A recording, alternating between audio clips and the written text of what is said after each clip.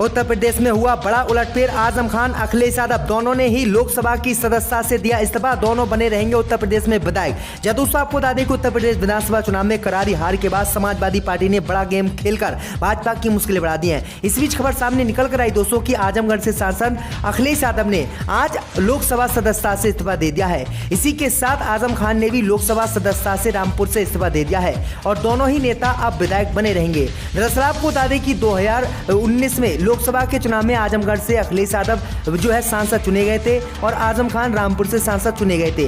दोनों ही नेताओं ने सांसद का पद छोड़ दिया है और दोनों ही नेता अब विधायक बने रहेंगे। अखिलेश यादव करहल विधानसभा सीट से 2022 में विधानसभा का चुनाव लड़े थे और वह जीत गए थे। आजम खान भी जेल में रहकर रामपुर की विधानसभा सीट से चुनाव लड़े थे और वह भी जीत गए थे। अब दोनों ही नेता विधायक उत्तर प्रदेश में बने रहेंगे। इसी के साथ आपको बताएं दोस्तों कि मोदी योगी पर आपत्तिजनक पोस्ट करना पड़ा महंगा, पत्रकार सहित 2 लोगों पर मामला दर्ज। दोस्तों आपको बता दें कि प्रधानमंत्री मोदी और उत्तर प्रदेश के मुख्यमंत्री योगी आदित्यनाथ के खिलाफ आपत्तिजनक टिप्पणी करने का वीडियो बनाने के आरोप में इटावा पुलिस ने एक पत्रकार समेत 2 लोगों के खिलाफ मामला दर्ज किया है। रविवार को यह वीडियो सोशल मीडिया पर वायरल हो गया। चौबीसिया थाने में दोनों के खिलाफ आईटी एक्ट के तहत एफआईआर दर्ज कर मामले की जांच शुरू कर दी गई है। जांच के दौरान पुलिस ने उक्त व्यक्ति की पहचान की है जिसने सोशल मीडिया पर ये पोस्ट की थी। तो ये बड़ी अपडेट आ रही है। इसी के साथ आपको बताएं दोस्तों कि ओपी राजभर को बीजेपी ने दिया खुला ऑफर, कहा एसपी के साथ नहीं होगा गुजारा, भाजपा को तत्काल करें ज्वाइन।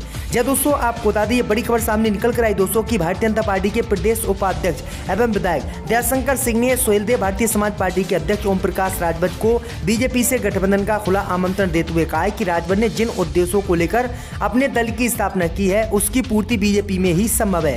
हालांकि ओम प्रकाश राजभर ने सोमवार को समाजवादी पार्टी के साथ अपना गठबंधन बरकरार रखने का दावा किया है। राजभर ने सपा से अनबन की खबरों को खारिज करते हुए कहा कि बीजेपी से उसके गठबंधन की खबरों में कोई सच्चाई नहीं है। उन्होंने कहा कि बीजेपी कितना भी हमें खुला ऑफर दे लेकिन हम किसी भी कीमत पर समाजवादी पार्टी का साथ नहीं छोड़ेंगे। इसी के साथ आपको बताएं दोस्तों की फिल्म द कश्मीर फाइल पर आया आजम खान के बेटे अब्दुल्ला आजम खान का बयान। दोस्तों आपको बता दें कि समाजवादी पार्टी के उत्तर प्रदेश में जो है अब्दुल्ला आजम खान आज बरेली पहुंचे। यहां वो सपा के एमएलसी प्रत्याशी के नामांकन में शामिल हुए।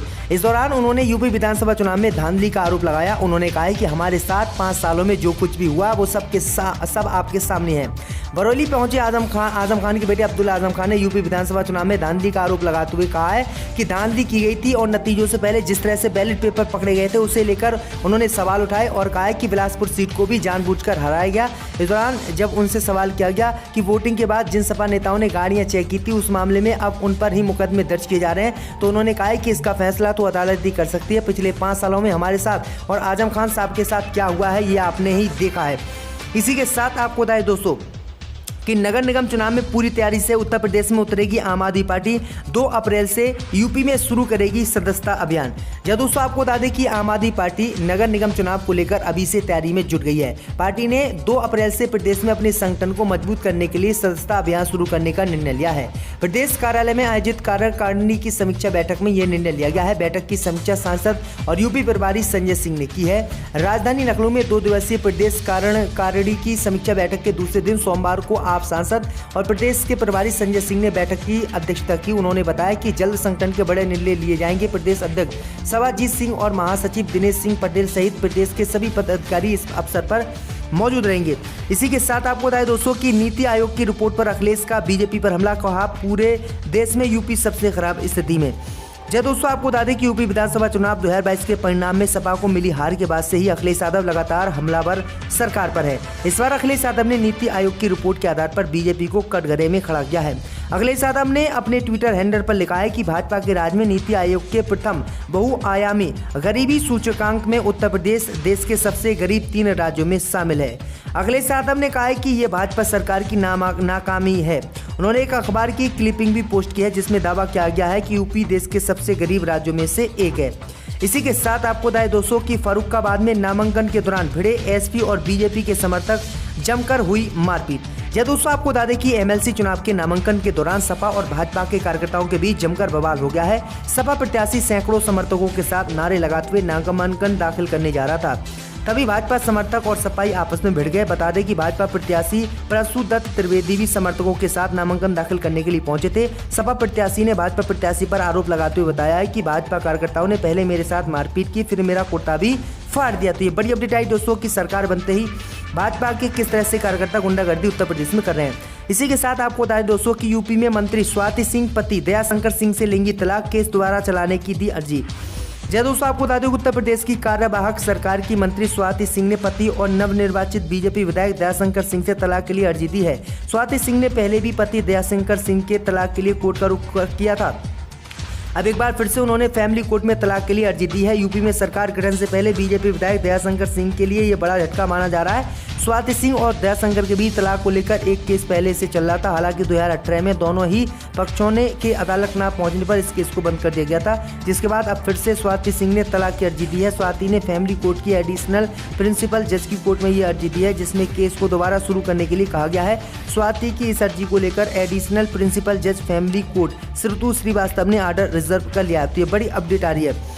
इसी के साथ आपको बताएं दोस्तों कि योगी आदित्यनाथ कैबिनेट में ए.के. शर्मा लेंगे केशव प्रसाद मौर्य की जगह। चुनाव हारने के बाद लगाए जा रहे हैं कयास। या दोस्तों, आपको बता दें कि प्रधानमंत्री मोदी के करीबी कहे जाने वाले पूर्व IAS अधिकारी ए.के. शर्मा का नाम यूपी की सियासत में एक बार फिर से चर्चा में है। करीब 1 साल पहले उन्हें लेकर कयास लगाए जा रहे थे कि प्रदेश सरकार में डिप्टी सीएम की जिम्मेदारी उनको दी जा सकती है। हालांकि तब ऐसा कुछ नहीं हुआ और वह विधान परिषद के सदस्य बनकर रह गए। अब योगी आदित्यनाथ सीएम के तौर पर दूसरी बार 25 मार्च को शपथ लेने वाले हैं। इसी बीच उनकी सरकार में ए.के. शर्मा के डिप्टी सीएम बनने की चर्चाएं फिर से जोर पकड़ रही हैं। भाजपा के सूत्रों ने भी इस बात के संकेत दिए हैं कि शीर्ष नेतृत्व इस पर विचार कर रहा है। दरअसल आपको बता दें कि उत्तर प्रदेश विधानसभा चुनाव में यूपी के डिप्टी सीएम केशव प्रसाद मौर्य हार गए थे और डिप्टी सीएम केशव प्रसाद मौर्य की जगह ही ए.के. शर्मा को BJP deputy CM Uttar Pradesh में चुन सकती है। इसी के साथ आपको बताया दोस्तों कि सीएम योगी के पास चांदी का बुलडोजर लेकर पहुंचा शख्स बोला माफियाओं पर एक्शन है जरूरी। या दोस्तों, आपको बता दें कि यूपी में कानूनी व्यवस्था को बनाए रखने और गुंडों माफियाओं के खिलाफ सख्ती बरतने के क्रम में बुलडोजर कब चुनावी मुद्दा बन गया पता नहीं चला। विधानसभा चुनाव 2022 के दौरान पूरे समय बुलडोजर चुनावी रैलियों में सभाओं में छाया रहा। लोग सीएम योगी की जनसभा में बुलडोजर लेकर पहुंचने लगे। कहीं बुलडोजर की पूजा हुई तो कहीं बुलडोजर से रोड शो भी हुआ। इस चुनाव में कुछ लोग सीएम योगी को बुलडोजर बाबा कहकर उनके समर्थन में होर्डिंग और नारे भी लगाने लगे। वहीं चुनाव में बीजेपी की प्रचंड जीत के बाद भी बुलडोजर का क्रेज खत्म नहीं हुआ है। इसका एक नमूना तब देखने को मिला जब गोरखपुर में एक शख्स चांदी का बुलडोजर लेकर सीएम योगी आदित्यनाथ से मिलने पहुंच गया। इसी के साथ आपको बताएं दोस्तों कि RLD प्रदेश अध्यक्ष मसूद अहमद के आरोप पर राष्ट्रीय प्रवक्ता बोले सारे इल्जाम बेबुनियाद और अनैतिक। जब दोस्तों, आपको बता दें कि उत्तर प्रदेश के विधानसभा चुनाव के बाद कई राजनीतिक दलों में खींचतान की खबरें सामने आई हैं। राष्ट्रीय लोक दल की उत्तर प्रदेश इकाई के अध्यक्ष मसूद अहमद की तरफ से पार्टी पर लगाए गए आरोपों पर रविवार को पार्टी की तरफ से राष्ट्रीय प्रवक्ता चौधरी मोहम्मद इस्लाम ने जवाब देते हुए कहा है कि सारे आरोप बेबुनियाद और अनैतिक हैं। अहमद ने पार्टी के राष्ट्रीय अध्यक्ष जयंत चौधरी को शनिवार को पत्र लिखकर समाजवादी पार्टी और रालोद गठबंधन के नेतृत्व द्वारा तानाशाही रवैया अपनाते हुए विधानसभा चुनाव में पार्टी के टिकट बेचे जाने समेत कई गंभीर आरोप लगाते हुए इस्तीफा दे दिया था। तो ये बड़ी अपडेट आ रही है। इसी के साथ आपको बताएं दोस्तों कि भाजपा के दोबारा सत्ता में आने से असामाजिक तत्वों को अहंकारी नेतृत्व का साथ मिल गया है अखिलेश यादव।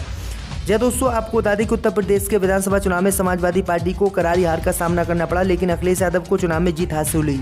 ऐसे में एक बार फिर से सत्ता हासिल करने वाली भारतीय जनता पार्टी शपथ ग्रहण समारोह की तैयारी में जुटी हुई है। तो वही सपा के अध्यक्ष अखिलेश यादव ने कहा है कि उत्तर प्रदेश में दोबारा छल बल से आई भाजपा के संरक्षण में अपराधियों ने बिना खौफ अपनी अछावनीय गतिविधियां शुरू कर दी हैं, जबकि प्रशासनिक तंत्र भी उनके पर हाथ डालने की हिचकत कर रहा है। अखिलेश यादव ने कहा है कि उत्तर प्रदेश में बीजेपी की सरकार बनते किस तरह से बीजेपी के गुंडे खुलेआम गुंडागर्दी कर रहे हैं। इसी के साथ आपको बताया दोस्तों कि स्वामी प्रसाद मौर्य ने अफवाहों पर लगाया विराम, कहा काय रोग के डर से मुझे दिल का दौरा नहीं पड़ने वाला। या दोस्तों, आपको बता दें कि उत्तर प्रदेश विधानसभा चुनाव में समाजवादी पार्टी के नेता स्वामी प्रसाद मौर्य अपनी हार के बाद सुर्खियों में आ गए हैं। हालांकि मौर्य की सेहत को लेकर एक बहुत तेजी से प्रसारित हो रही है खबर। दरअसल आपको बता दें कि रविवार को सोशल मीडिया पर स्वामी प्रसाद मौर्य को दिल का दौरा पड़ने की खबर ने उन्हें सुर्खियों में ला दिया। इस पर स्वामी प्रसाद मौर्य ने ट्वीट करते हुए इस खबर को अफवाह करार दिया है। उन्होंने दावे का खंडन करते हुए कहा है कि वह पूरी तरह से स्वस्थ है, उन्हें कोई दिल का दौरा नहीं पड़ा है। इसके साथ ही मौर्य ने कार्यकर्ताओं से मुलाकात की तस्वीर भी साझा की है। कई सोशल मीडिया यूजर्स ने मौर्य को दिल का दौरा पड़ने का दावा करते हुए पोस्ट किया था। इस पोस्ट से स्वामी प्रसाद मौर्य के समर्थक घबरा गए और एक दूसरे से अधिक जानकारी लेने की कोशिश करने लगे। जब सेहत से जुड़े काल स्वामी प्रसाद मौर्य के पास आने लगे तो उन्होंने सोशल मीडिया पर पसरी इन सभी अफवाहों का खंडन किया और अपने समर्थकों की चिंताओं को अपने स्वास्थ्य होने की खबर देते हुए कम किया। तो ये बड़ी अपडेट आई दोस्तों कि स्वामी प्रसाद मौर्य को किस तरह से बीजेपी वाले अब जान से भी मानने लगे हैं। तो उत्तर प्रदेश की खबरों में आज के लिए बस इतना ही। अगर वीडियो अच्छी लगी हो तो वीडियो को लाइक, चैनल को सब्सक्राइब और कमेंट करके हमें ज़रूर बताएं कि आपके ज़िले से कहाँ से हमारी खबरें देख रहे हैं।